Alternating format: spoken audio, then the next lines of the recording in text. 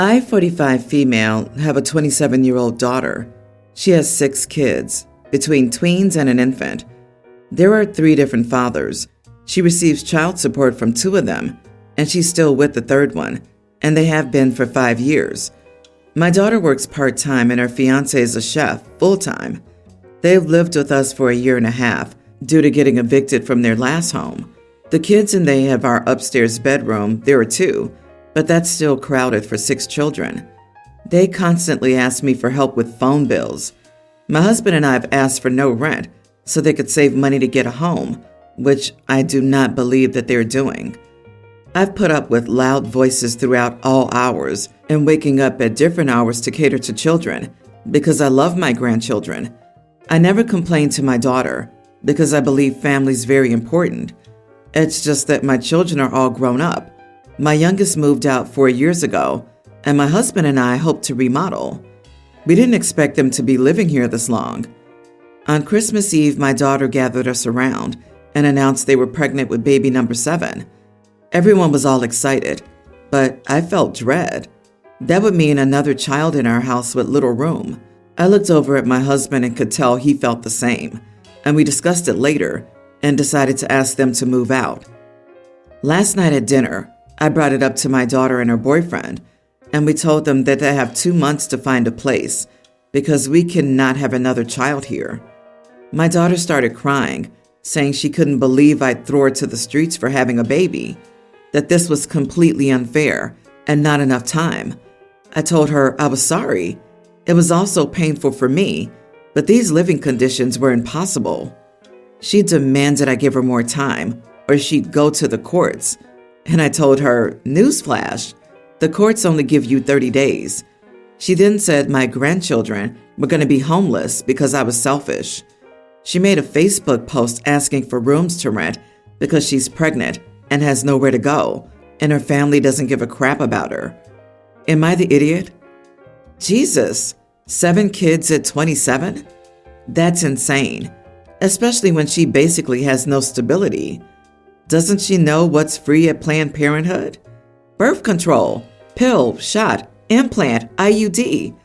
I can't imagine how a person could be so young with so many kids and still think that having intimacy without taking every precaution to prevent conception is a good idea. If you don't kick her out, I can guarantee that within 5 years, she'll exceed 10 children, if not more. Not the idiot. But why did you wait until she had 6 kids before putting down boundaries? Yeah, it's not just having another kid either. It's the fact that they don't respect your home or the sacrifices you and your husband are making for her and her kids. She probably doesn't do much around the house either, does she? Nor do I believe she contributes to the groceries outside of buying herself and her boyfriend certain items they like and keeping them put up for themselves. She needs to change her life and start planning for her future drastically and the future of her children because they'll have a tough time in life. And I'm sad to say she's already ruined hers. I think everyone's the idiot here. 27 years old and going on to 7 children by 3 different bio dads? I'm side-eyeing you and your husband's parenting. Know this, right now, you're doing the right thing. Because if you and your husband don't act now, you'll take care of them forever. Also, I'm super curious about her going to the courts. Empty threat. What the heck? As she calls it, the courts only care if there's a rental agreement. I hope OP doesn't have a rental agreement with her, right? OP, your daughter's been having babies since she was a teen. She never will if she hasn't figured out how not to get pregnant by now. Anyone who tells a relative who let their family live rent-free in their home that they take them to court after they're asked to move out was never intending for it to be a temporary arrangement. She needs a wake-up call, and you need to establish boundaries with them. Good luck, OP. You're going to need it. I, 30 female, am currently the guardian of my niece, Jade, young grammar schooler, and nephew, Mark, preschooler. My brother and his wife, the parents, passed away 8 months ago. My cousin Rita, 30 female, is getting married to her partner Andy, 29, non-binary. She would like Jade and Mark to be a part of their wedding. Andy and Rita do not care for traditional gender roles for their wedding. Andy's best friend growing up is a woman, and she would be his best woman. One of Rita's bridesmaids is a trans woman, and another is a non-binary who would be wearing a tuxedo to the wedding. Andy and Rita asked me if Mark could be the flower boy and Jade the ring bearer instead of the traditional roles. Mark would still wear his little tux and Jade a taffeta dress. I believe if it's not too crazy, whatever the couple wants at their wedding, they should get. I said yes, and everyone was happy. Rita took a picture of Jade and Mark and posted it on social media, captioning it, "My flower boy and ring bearer girl." A few hours later, after the kids and I got home, I got a call from Zoe, my sister-in-law's mom, and the kids' grandma. Zoe and Rita were Facebook friends because their workplaces collaborated once, so she saw the picture of Jade and Mark. Zoe blew up at me, telling me Jade and Mark cannot take up those roles. She said that they would just attend the wedding as guests if they were not the flower girl and ring boy. She said that all this gender-fluid hogwash would come back and bite society later, and she wants her grandkids away from the drama, and neither Rita nor I had the right to place her grandkids amid this gender nonsense. She said Jade and Mark have the right to be protected and keep their activities and participation to things that are gender appropriate. I personally think Zoe's ridiculous and needs to chill. Am I the idiot? Not the idiot. Zoe is ridiculous. What little boy wouldn't love to walk down the aisle, throwing things at people and making a mess? Heck, at 4, that would have been my son's preferred role at a wedding. Walk down the aisle carrying a pillow or throwing flower petals. No brainer there. I think Zoe has a point. Everyone knows that touching flowers before the age of 5 makes little boys like floral design. And from there, it's just a matter of time before he's gay. And nobody wants that. Good grief, Granny. Get a grip. There is nothing gender specific about carrying either a ring or some flowers. Both these tasks can be done by someone of any gender. My cousin Allie, 18 female, is my Aunt Laura's daughter. Sadly, Laura died when Allie was only 5 months old after a sudden asthma attack. I was very close to Aunt Laura. She helped my parents out a lot when I was born, and my mom was going through cancer treatments. When my mom returned to work, she continued to help, and until her death, I was at her house every day after school. I'm 25, by the way. Laura's husband, Joe, Allie's dad, remarried when Allie was 2. I remember my family being so happy for Joe and Allie, knowing Laura would be glad that they had someone else to love them. Things soured when Allie was about 5, and she told us that her mom and dad said Laura was no mother to her, and her mom was more of a real mom. She also said that her mom had done way more for her than Laura ever had, and it was a disgrace to credit Laura for being her mother. Some of the stuff she said was not that of a kid her age, but she would also say that her parents said Laura wasn't her real mom and stuff of that nature. It crushed our family because everyone had supported Joe and his second wife. She ended up adopting Allie when she was 4, and it seems like it wasn't long after that when they started making Laura seem utterly unimportant, to the point where Allie would say Laura meant nothing to her. She hated that we loved Laura, and her mom was better, so we should swap Laura for her. The bad blood ran deep, and the courts were involved, so we could still see Allie. We did not welcome her family, though. Allie would always speak so rudely regarding Laura. She told different family members to take down photos of Laura and put up family photos instead. She told us we were cruel to her mom for making it seem like Laura was more of her mommy than her. As a teen, she got worse, and she told me once that I was so weird for talking about Laura like she was still here or like she wasn't years gone. Allie knew Laura had been such a huge part of my life. She yelled at my younger brother, Teen, for saying once that I would name my baby Laura if I had a daughter. This was only last year, and my brother was a young teen at the time. I decided when talking to my fiancé that I didn't want to invite Allie for her crap all over Laura at my wedding. A photo of Laura will be included in the wedding alongside my fiance's brother and grandparents, who passed away a few years ago. I knew she would also demand I invite her parents and siblings. Allie confronted me over the lack of an invite. She said she's either family or she isn't, and I'm being an idiot. I told her I didn't want her there, and it should come as no surprise, since she thinks I'm weird for loving my aunt, who practically helped raise me when I was little, and since she hates my aunt so much that she wants no traces of her. I told her there would be more than traces at my wedding, and since she feels so offended by that, I'm saving us all the heartache of listening to her. She called me a witch and said I hated her for loving her real mom. Am I the idiot? Edit.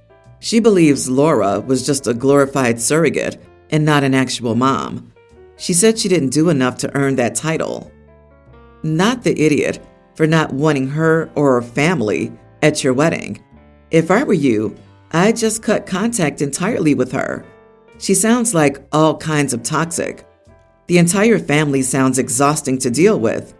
You may want to have higher security to keep them out of the wedding, because they seem to be the type who crash a wedding just for giggles and giggles. You don't need the drama on your wedding day. I don't think she's toxic.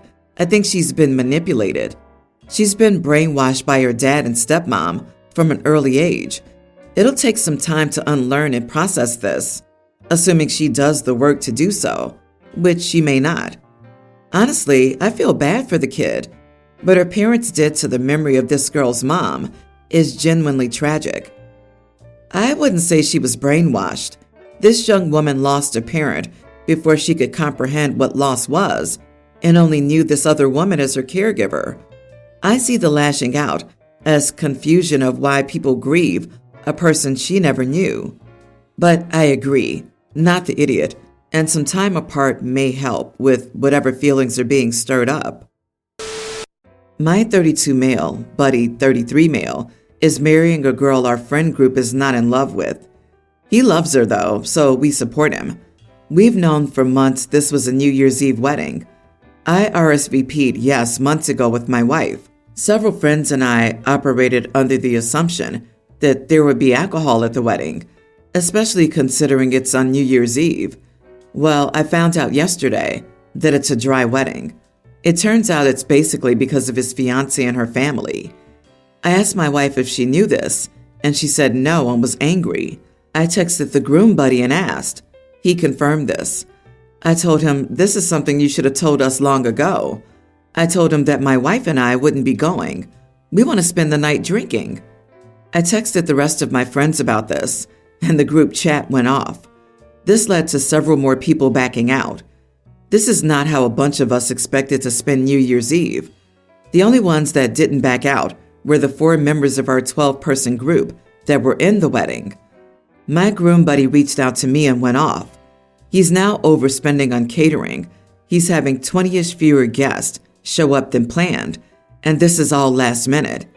I've been called an idiot, among other things, for leading the charge, and people not attending the wedding. Am I the idiot? Edit. This was never mentioned to any of us in the friend group, not in person, not on the invitation. It was assumed that there would be alcohol as our buddy drinks. I found out via a mutual friend that was also invited. Nothing is directly told to us by the bride or groom. I love drinking and hate a dry wedding as much as the next guy, but you can show up to the wedding ceremony, spend an hour or 2 at the reception, and then get blackout intoxicated if that's an absolute must for you. Backing out last minute and letting your friend know he's not worth 2 hours of sobriety means you are the idiot by miles and miles. Weddings aren't meant for drinking all night, as you mentioned. They're for celebrating and supporting the couple. I think this is more about not liking the bride, and this was the perfect excuse not to attend. Agree. If drinking means more to you than a friendship, you might need to evaluate a few things. OP and these other so-called friends of the groom care more about getting intoxicated than they care about the groom. It's just too much of a sacrifice for them to be sober for a few hours on one of the dozens of New Year's Eves that they'll enjoy in their lives to be with a friend on his wedding day. The groom needs to get better friends than this bunch of idiots. And like at 32, to not be able to give up a night of drinking? Wow, alcohol is not more important than a friend's wedding. I thought maybe a 22-year-old would think something like this, but a 32-year-old? Actually, I can't believe any of you are in your 30s. All of you are acting like a bunch of children. Beyond that, though, I've never seen such a clear picture from such a small post of how the entire group is just a bunch of idiots. You don't support each other in any sense of the word. You just go through the motions and trash talk each other behind each other's backs. At least your friend has the courage to confront you personally for costing him thousands of dollars by ruining his wedding mere days before it happens. My fiance's been divorced for 3 years. He had 3 kids with his ex, and they have 50-50 custody. The kids love me, and we all get along great. His family, however, invites his ex-wife to his family events. I told him that it's disrespectful to me because she's not his wife anymore. She left him for another man, that I'm going to be his wife, tomorrow's our wedding, and it makes me feel very uncomfortable and disrespected when he's there taking photos with his ex-wife and kids while I'm sitting on the sidelines. It's just completely unnecessary, in my opinion. I understand entirely, and I'm there 100% to keep things peaceful for the sake of the children. But I feel like this has reached the point of being ridiculous. His ex didn't need to be invited to Thanksgiving. She had her own family. Nope. His family invited her to Thanksgiving, and now they're talking about inviting her for Christmas. My fiance is supportive of me, and he'll stand up to his family and tell them that it isn't fair to me to include his ex in everything. These events have nothing to do with the kids. They never ask if their mom can join us. Am I out of line for putting my foot down about this? Taking photos with his ex and kids? You mean the kids are having photos taken with their parents? Oh, the disrespect of it all. His family's allowed to invite whoever they choose, and apparently, they want to invite the children's mother. Regardless of how you feel about her, she's still linked to the family via the children. You can be annoyed, sure, but putting your foot down is not something you get to do. You don't have that influence to decide who is and who's not invited to someone else's event. You host, she doesn't get invited. You don't host, you shut up. Also, you don't know if the kids want her there.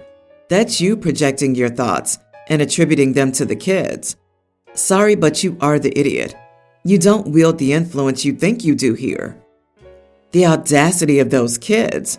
How dare they take a picture with their parents? Like, what? The parents are divorced, but they're still their parents. If this is the hill you choose to die on, then be prepared to have problems with his family. She will always be around. She's the mother of his children. You really need to get used to that. I wonder if OP ever stopped to think they're inviting his ex to holiday events solely for the kids.